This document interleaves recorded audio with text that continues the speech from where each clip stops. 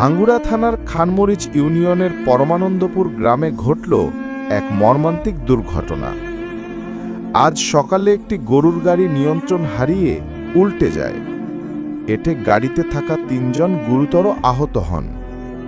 স্থানীয়রা ছুটে এসে আহতদের উদ্ধার করে হাসপাতালে পাঠান। গাড়িতে থাকা ৮টি গরুর মধ্যে ৩টি ঘটনাস্থলেই মারা যায়।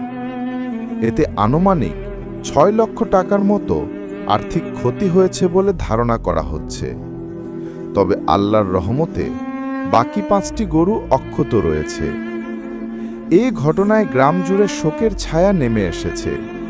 স্থানীয়রা বলছেন, এমন দুর্ঘটনা আগে দেখিনি, তবে আমরা সবাই মিলে আহতদের বাঁচাতে যা সম্ভব করেছি।